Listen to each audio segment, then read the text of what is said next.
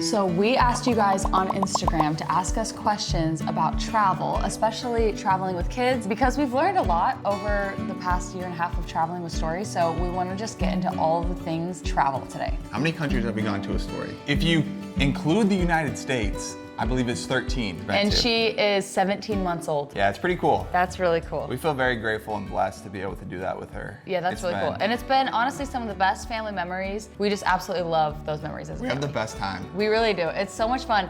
And something, I guess like, I'll just start, this isn't even like part of the Q&A, but like, and I'm sure I'll talk about this more. Before we started traveling with kids, everybody was like, or before we had kids, everyone was like, make sure that you get it out of your system, because when you have kids, you're not gonna wanna travel. And I think that traveling now is way more fun than before we even had kids. And I feel like it's like, there's a way to go about it and a way to do it to make it somewhat easy. It's definitely different though. Yeah, but we're gonna get into all this. There's okay, so many good questions here. Let's just get started and start rapid firing. So the big one, a common question is the whole, how do you manage your sleep schedule? How do you deal with jet lag? Let's get into that, because that's a very common thing. Obviously, when you fly across the world, the time zone is completely different. Most of the time, it's like a flip day. So when it's like nighttime here in the United States, daytime wherever we are. So the first thing that I would say is the day before we travel, we always try to keep Story on her schedule consistently. So like when we're at home, we're like, okay, let's make sure she eats really good that day. Let's make sure she takes really good naps, sleeps really good at night. And so we try and keep her on a really good schedule. So then the next day she's ready to have a flip time zone. I feel like that's like the first thing, is like just preparing her that way. Yeah, I've seen a lot of people say like start trying to acclimate them the day before. I would highly advise against that. Yeah. Because you're just setting yourself up for a rough travel day. If you try and adjust their naps, adjust their sleeping, their eating, anything like that, and then you get on a plane and they're overtired and they're hungry. We've tried it all, and that was not the move. Yeah, that is not. Do not do that. Keep it to how they know it up until the moment you land in that country. Exactly. Is definitely what I would say. I also would say is just to prepare to know that you're not gonna sleep great the first night with kids, but I think that if you have that expectation that we're not gonna sleep tonight, then you're not disappointed when you don't sleep that night. So like you're going into it knowing that. I think like the first big trip that we did, I kind of expected her to just like, for some reason, adjust. And then I was like disappointed, like, dang, what did I do wrong? Or like, you know? And so all unhappiness is met, it comes from all unmet expectations. So just don't set the expectation that you're gonna sleep that first night. And if you do, great, that's like a great little surprise. We made a rookie mistake the first couple of times traveling, and we finally figured it out. When you are in a massive time zone change, do not do this. This is what we did. So you land, you get to your hotel, let's say it's nighttime. You guys do your nighttime routine, you go to bed. You wake up in the middle of the night. Do not turn the lights on and do not put on a TV show. So let's say it's 9 p.m. wherever you are, you go to bed, you wake up at like 1 a.m. because back home, that's 1 p.m. so your body's not adjusted. Like Bella said, the worst thing you can do, turn on the light, turn on a show, whatever it is, try and keep that night still night. Yeah, keep it night. 1 a.m. to 6 a.m., keep the lights off. Try and keep it to where, even if your child's awake, try and keep it dark, low key. Yeah, the first couple of times, we just, when she would wake up, we're like, all right, well, lights on, turn on like a TV show and like just be hanging out. And it's hard to do, it's hard to do. You gotta kind of have to think of like little activities to do with them during that time. But mentally, it makes their body think that it's still nighttime. Yeah. And then 6 a.m. or 7 a.m. comes around, and then you turn on the lights and you get the day started. And you're really, it's kind of hard. You kind of have to suffer like that first night, first day. But what you're really doing is you're just setting yourselves up for a good rest of the trip if you can get through that. And then the same thing comes when it's daytime. If you land and it's like 10 o'clock in the morning there and you're exhausted and tired, the worst thing you can do is go back to your hotel, turn off all the lights, make your body think that it's nighttime, and then you sleep the whole day. And you're ruined if that's what you do. You really have to just adjust to the time zone you're at. Yeah, you have to really try your best. I personally, with Story, if we land and it's daytime and at home it's nighttime, we try to go out, I'll bring the stroller or her carrier and I'll let her just nap on me because I feel like just being in the light and being outside, like she just adjusts so much faster, and it's really like actually helps her in the long run to adjust to the time zone quicker, and then go back to the hotel at night and all of us will just crash for the night, and I feel like we adjust so much faster that way. Don't ruin your trip by not setting the time zone right when you land that first day. Where do you start the planning process? Destinations first, activities, like what kind of comes first? Ooh, okay, so I think that we pick our destination. Destinations I first. feel like we like to think about what would be a good place to go with kids. Actually, shout out to our friends, the Bucket List family. We really like their book. Our friend Jess came out with her book on traveling, and I feel like she has a lot of really good family-friendly options. So we have gone and referred to that book for a couple of the destinations we went to. Speaking about experts. Actually, you know what? Scratch this video. If you want a good recommendation, just go read the book. Wait, let me go grab it really quick. Buy this book. And it's a cute book too. It's like a cute little table book. So going back to the planning process though, we get a destination in mind. Second thing is I kind of take over the flight situation over like the next couple days. I'm constantly just kind of looking for flights. I'm looking for routes. I'm looking for the shortest route to get us there, most efficient. The less stops, the better. Cheapest. I'm factoring in cost. I'm looking at how we can use different points for the different credit cards that we have, all of that kind of stuff. And then I come down to what I think is the best route, and then we book flights. And then I feel like I'm definitely like the excursion and what we do in the destination type of gal. Honestly, you get on TikTok. I go on TikTok. I type in the destination right away and I just scroll the videos and I see what are people doing here. And then I normally make a list in my notes of like the top 10 things that I want to do. Or if I know someone who's been to the destination, like when we went to Korea, one of my friends, she used to live in Korea, so I was like, hey, can you give me an itinerary? And she gave me an amazing itinerary. That was nice. But a lot of it is just like doing research and going on TikTok and finding like other cool things. And then from there, it just kind of begins. And Dallin and I are very like, we kind of plan day to day. We're very spontaneous. There's like two types of people. There's like the extreme planners. Like I have friends who like plan every minute of their trip.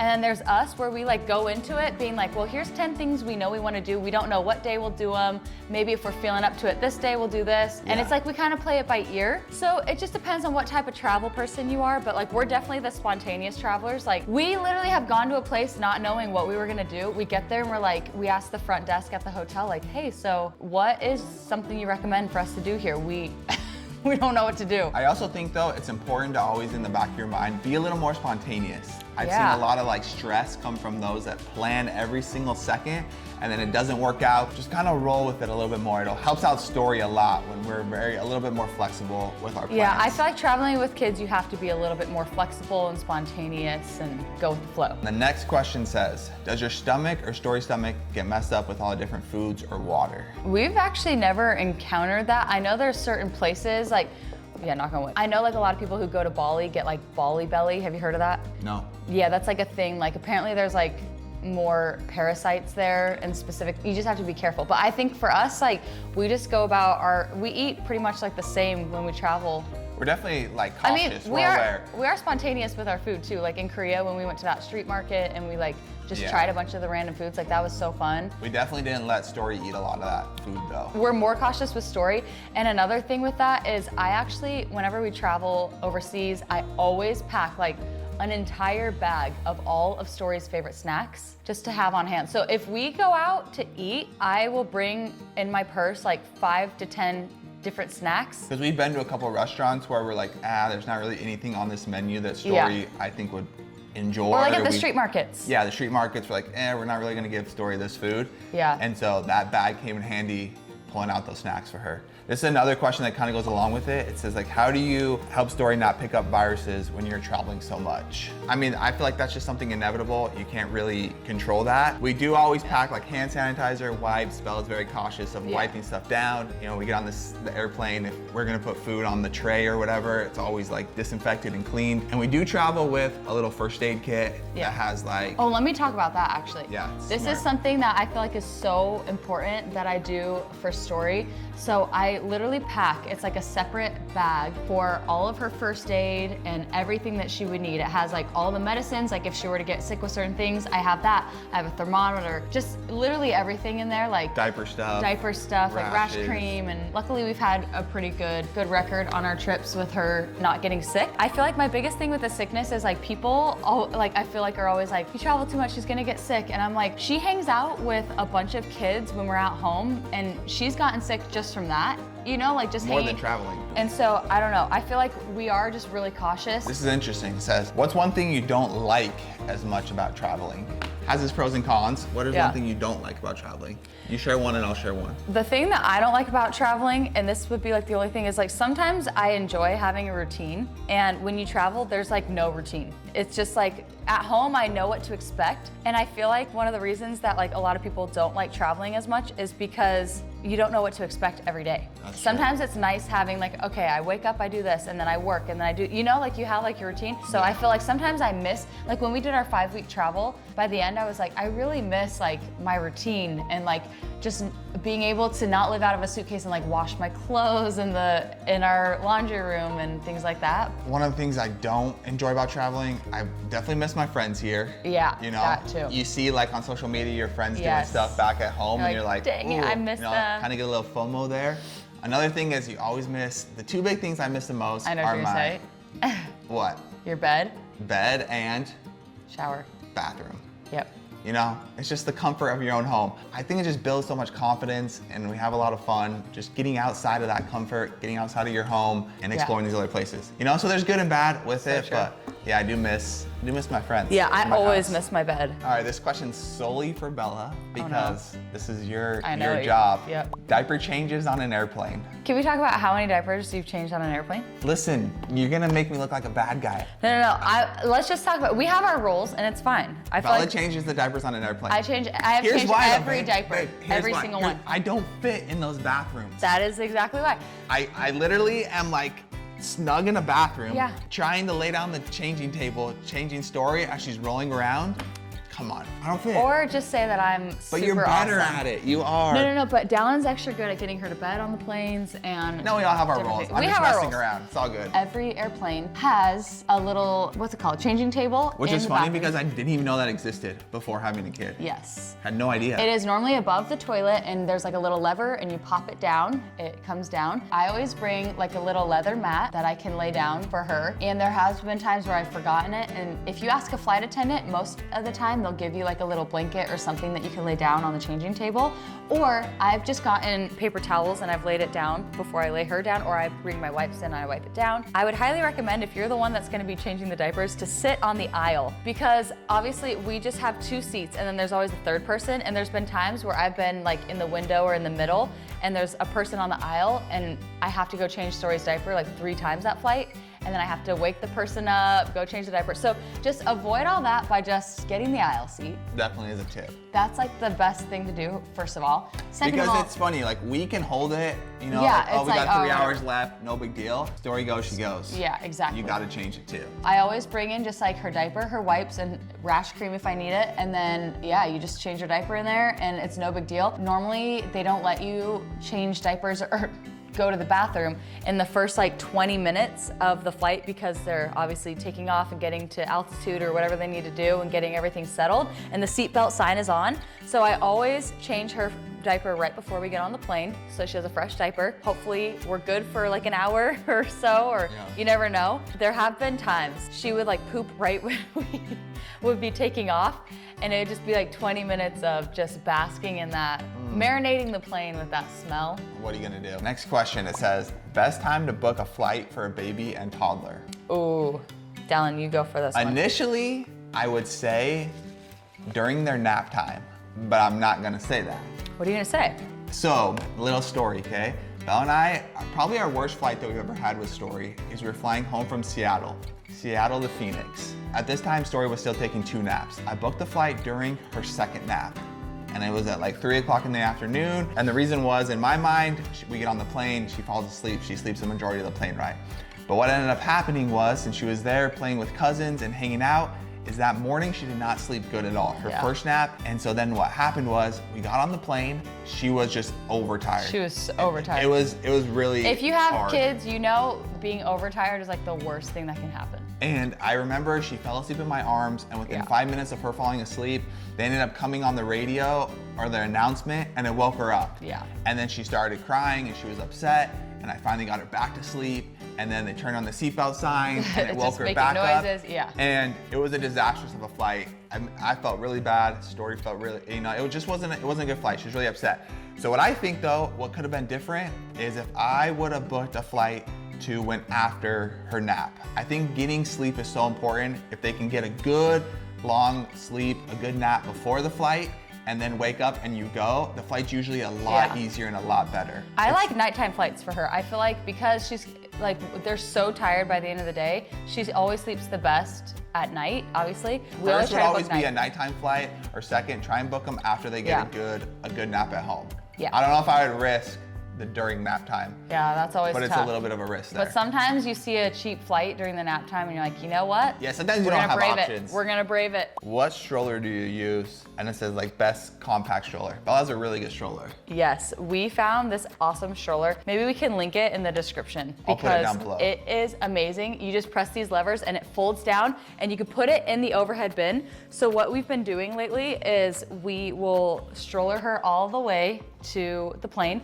Then I can collapse it and put it in the overhead bin. Then I have it right away when I get off the plane, because normally when you're getting off, you have like all your stuff all jumbled, and it's just nice to just put her in the stroller, push her up, and it's perfect. And it also reclines nicely so she can like take naps or whatever in that It's also nice too if you're like going around the city of wherever you are and then you decide to take like a Uber or whatever, or if like we've had to store a stroller somewhere. It's just nice. It folds up so small. I've had to carry it upstairs and it's just, it can be a big hassle lugging a massive stroller around. So it's really nice. We highly recommend. What's next? It's a great stroller. Do you need to present any special papers because Story is adopted? Ooh, that's an interesting question. No, Yeah. you do not actually. I believe that they can ask for different like papers when they're under 3 months old, but that's just because they're so little, but we've never had a problem with that at all. Yeah, it was really actually interesting bringing Story home for the first time. She was born in a different state, so we flew home with her when she was like a month old. I thought for sure they were gonna ask for something, They didn't. but they didn't at all. Do you get nervous flying? And if so, how do you handle it? I really don't. I don't get nervous flying.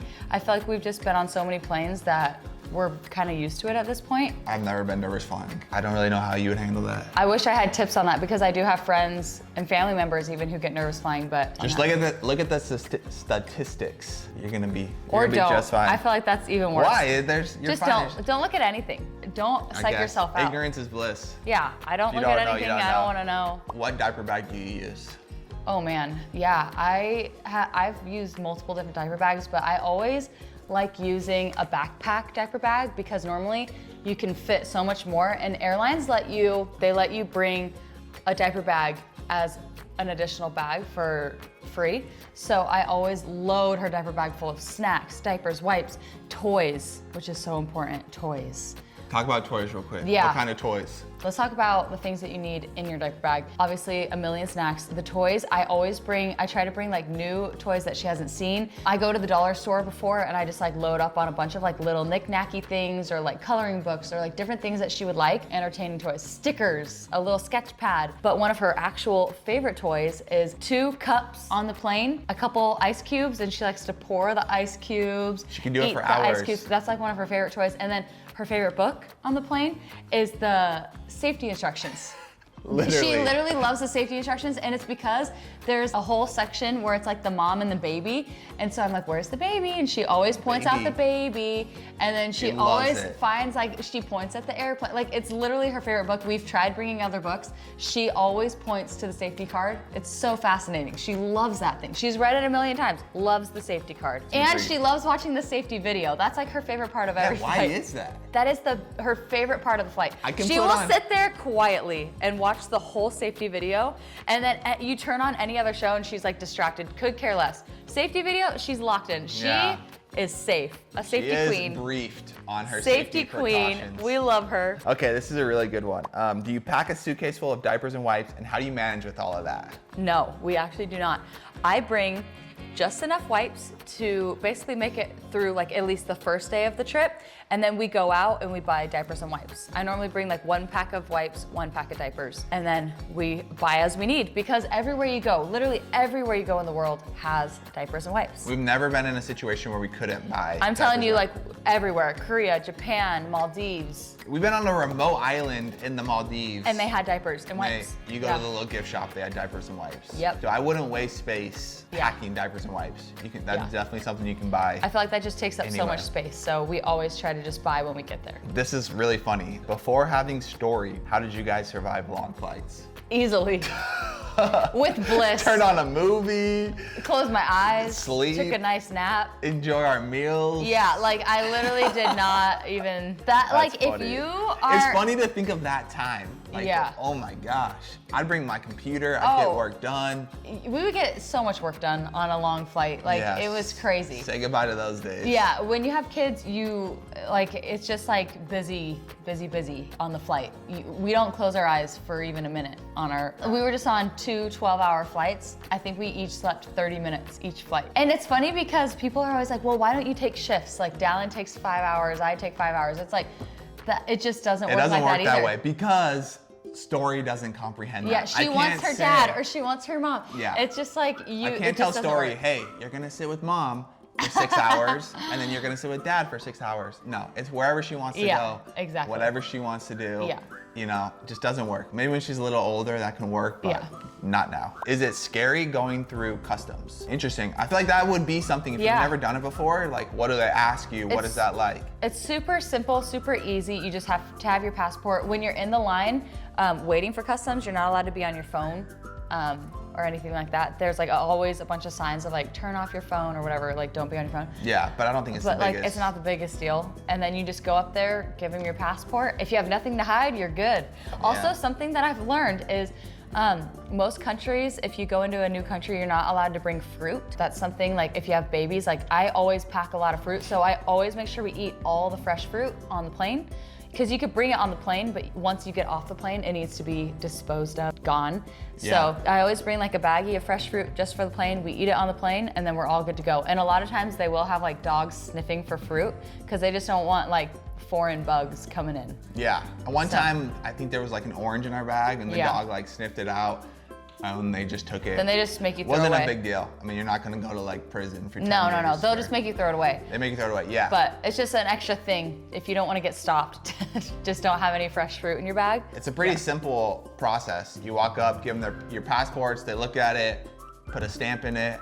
Done and done. Tell you to go on in. And easy. Yeah, it's really easy. We've never had any issues in customs or security or anything like that. Yeah, no. Thankfully. What's the hardest stage of traveling with Story so far? Right now. Yeah, she's a year and a half. Yeah, I think like just like 14 months on, don't you think? 14, 15, 16, 17? Because, yeah, the last like 3 or 4 months. Yeah, she's just more aware and she just wants to run and be busy and play. And so like sitting still is obviously so hard. Whereas before when she was really little, like a couple months old, and we took her out, she would just sleep, wake up, you change your diaper, she would sleep. It's just like, it was mostly like the inconvenience of having to make a bottle every couple hours. But that's not even bad. It's pretty easy. Oh, definitely right now. She wants to run around. She's talking. Yeah. Sometimes she's a little loud. She's also in a throwing phase sometimes. Yeah, she thinks it's hilarious. We're working on that one. I've chased toys like 4 aisles up there because she'll throw it and then she wants it. So I'm like, hey, sir, can I please have that truck back? And then she throws it back to him. I'm like, oh, okay, sorry. I'm like, all right, we can't be doing that anymore. We're learning. So yeah, it's definitely right now. Yeah. It's the hardest. But then what's funny is in like the next couple months, I think it's gonna get easier. Yeah, I think so. I think this is like a year and a half to 2 years is like the hardest, and then 2 years on, it gets a lot easier. If you have a newborn baby or a baby under a year, travel, take advantage of it because if they're just sleeping, lay on you, it's easy. Yeah. But someone said, how do you help their ears adjust on takeoff and landing? Yeah, when she was really little, we would bring a passy in a bottle, and every takeoff and landing, I would have her take her bottle or suck on her passy, and I feel like that always helped with ear pressure. That's pretty much what we did. How do you carry everything you need for a toddler when traveling? Right here. Dallin's a pack mule. We each have a carry-on suitcase, and then like I wear her backpack, I push a stroller, and then I have like another carry-on bag on top of my bag, and then Dallin does his carry-on bag, pushes another stroller, because we have her car seat, stroller. Oh, another little tip is her car seat, it rolls, has the wheels, and her stroller. So what I'll do is I'll pack things up on her car seat. That definitely Push helps. the car seat, yeah. Push the car seat instead of carrying like 6 bags. And if you want, like, honestly, just check a bag. Check a bag. We are so anti checking a bag, but like at this point, I'm like, we should just start checking a bag. It's not a big deal. Someone asked, how early do you get to the airport, and have you ever missed a flight? We've never missed a flight. No. Close. We've been extremely close. Tell them that story real quick. Which one? Me running in New York, the last You flight tell we that just story. took home. I cannot believe that happened. This is probably the craziest travel story we have. I cannot believe Dallin did that. The night before, I went to a UFC fight in New York. I was up until like 3 in the morning, so I was exhausted. I was extremely tired. Our flight we had to leave the hotel at like 4:30, 5 a.m. 5 a.m. So I got like 2 hours of sleep. Going to the airport, I was exhausted, and I always travel with a backpack that has like everything in it. My laptop, cameras, our passports, wallet, keys. Everything. Everything. Like it's like my bag. It Our never life. leaves my sight. Flight attendants have tried to tell me to check it, put underneath. No, like it doesn't come off my back. That thing never leaves my sight. And of course, we go through security in JFK, one of the biggest airports in the United States, and I leave it in security. How I did that, I don't even know. And he doesn't notice till we get on the plane. Yeah, so we get to our gate, which is a 15-minute walk from security. It's far. Literally B53. I will never forget it. The furthest gate possible. It's actually, no exaggeration, the furthest gate you could possibly be. I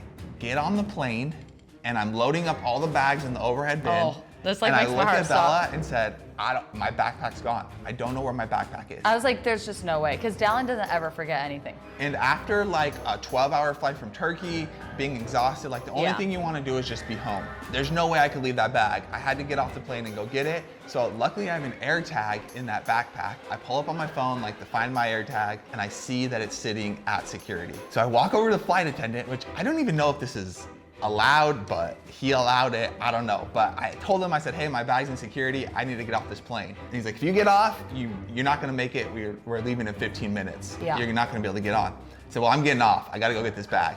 So I get off, I run up the jet bridge, and I go to the gate agent, checking all of the boarding passes, and I tell her, I said, hey, my bag's in security, I'm gonna go get it. I left Bella and Story back on the plane. As she scans me out, she says, that Story is under my reservation, so if I don't make the flight, they have to pull off Bella and Story as well. Because in my head, I'm like, no big deal, I'm gonna catch the next flight, I'll get some sleep in the airport, Bella and Story, they can get home. So now all of a sudden, I'm like, crap. A nightmare. Yeah, Bella and Story are also gonna get pulled from this flight if I don't make it home. And what were you thinking? The flight attendant came up to me right after you got off and was like, he's not making this flight, so you guys have to start looking at other options. And he was like pretty adamant that we weren't gonna make the flight. But anyway. I tell the flight attendant, I'm like, please don't close the door. I'm sprinting there and I'm sprinting back. Just wait for me, just hold off on the last second. And she like looks at me like, no chance. Yeah. And she scans me out. Guys, I sprinted. Like, literally crazy. Like Usain Bolt sprinting through the airport. I get to security and I can't get a word out. I'm so out of breath. And I'm like, I left my backpack here. Where's my backpack? I'm like frantic. And they're looking at me like, dude, I don't know, like calm down. I don't know where it is. Luckily, one guy points me over to Lost and Found. I run over to Lost and Found. The lady's sitting there. I see my backpack behind the counter. I'm like, hey, that's my backpack. I need it. She gives it to me. And Bella's texting me like updates. I'm like, hurry, They're like, hurry. they're about to close the gate. He's like, we're closing the door. I'm like, no, hurry. And I told Bella, I'm like, Bella, listen, Stall. If they come down to pull you off the plane, take forever getting your bags off. I was gonna stall for Yeah, sure. like please stall. And guys, I sprint back. I made it as they were closing. We have to show the the video of you. I got a video of Dallin walking out. He was dripping sweat. Before we go, did you want me to hang that or? No. Okay. All right. You're kidding me. You are kidding me. I can't believe you made it. I probably ran like a 5-minute mile. No, like actually, I don't know how you did that. We've never missed a flight. Good job. I'm proud of us. What time do we get to the airport though? How early before for an international flight? International, if you're checking a bag, you have to be there 2 hours early. I would recommend 3, because you just never know how crazy the airport will be. But normally we try and get there 1 hour before for any flight, really. Yeah, and if you think you're going to be an avid traveler or travel a lot, then Well, we use TSA. yeah, that's what I'm saying. Yeah. I would definitely recommend going and getting pre-check And we have global entry too. Yes, it's a process that takes a little bit, but Yeah. it's a separate line, gets you through a lot quicker. Yeah. Does Story ever sleep with you guys in bed, or is she always in a crib? When we get to the hotel, we request a crib, and normally we try to put her in her crib, but sometimes she doesn't want to sleep in the crib. It's like a different area, she doesn't know where she's at, so we just let her sleep in bed with us. Usually only the first night. Yeah, but then after that, she's normally adjusted and fine. It's just like when it's like the unknown right Yeah, away. she'll start in her crib, but if she wakes up at night, I feel like she's a little scared. She doesn't know where she is, so we'll bring her in with us yeah. because we feel bad. We always try and go to the crib. Yeah. It gives us a lot better Yep. sleep, and it's better for her too. What's the best airline for kids? Ooh. Have you had a favorite airline so far? That's a great question. Korean Air was really cool. I loved Korean Air. Man. The best food. Oh, that was so good, actually. I feel like all flight attendants have been so great to us on all the airlines we've been on, so I don't know if I can like say this one's the best for kids. I just think it depends on what flight attendants you get. Do you ever feel unsafe traveling to any of these countries? I feel like we do a lot of research to make sure that we can be as safe as possible. I don't know. I feel like I always feel pretty safe, but that's just because I'm with this guy. Oh no. You make me feel a lot safer. Do your research on where you're gonna travel to and be cautious. We're always very cautious, and we always do all the safety precautions, like locking our stuff up in the safe in the hotel room and like just being as safe as possible, but. We had a little experience. We were in a country and we looked up a place we wanted to go visit, and it was about a mile away from our hotel. And Bella and I were like, let's just walk it. It'll be good to get out and walk. Yeah. We left the hotel, we started walking. We probably got like 10 minutes in, and Bella and I were like, We both looked at each other. We're like, this just doesn't feel right. Just kind of looking around. Usually the touristy areas that you go to are all Yeah. very safe Yeah. and all very, you're gonna be fine there. but where we were at, I felt like it was just like kind of like a weird area, and then we felt like there wasn't any tourists around. We're like, maybe we shouldn't be just like walking these streets. There's no one walking the streets. Like it felt kind of weird. Yeah, I don't know what it was. We We might both have been just fine. I guess just trust your gut feelings. We both literally looked at each other like, we should just. Yeah, we turned back, Not went do back this. to the hotel, and then we got an Uber to the place. Yeah. Last question. Give us a good destination to travel with a baby for the first time to Europe. Ooh, They want in Europe? Yeah, in Europe. What would you say? I'll say one and you say one. I think a really cool place that's not as popular as I feel like it should be, you want a little like more low key, you should go to Belgium. I was literally gonna say that. That's hilarious. Belgium's one of our favorite places to Belgium. go. It's very kid-friendly, very, Yes. I don't know, family-oriented. It's just a really beautiful country. I would say plan a trip to Belgium. Yeah, Belgium's great. We specifically like Bruges, or I think they call it Braga there. Yeah, good job. Look at you. Braga. Another place that we really like that's family friendly, I would say, is Italy. I feel like there's a lot of great family friendly things that you could do in Italy. The only thing that you're gonna encounter with a little baby in almost all European places is pushing a stroller can be a little bit rough because the cobblestone streets, but it's also kind of magical, like It's part of it. cobblestone streets. You're just like in a little wonderland. Anyway, we hope that you enjoyed learning a little bit about traveling with kids with us. I hope you're not as scared. Yeah, Don't be like, scared to travel. Comment down you can below do it. other things that you want to know. Maybe we'll make a part 2 to this because it's kind of fun just talking about some of our experiences, and maybe we'll make a video talking about our top 10 places to travel with kids, and we can like break that it could all be down. cool. Our Maybe top 10, we've only been to 13. We'll do our top 5. There we go. Hope you guys enjoyed it. Let us know what you think below. See you later. Bye.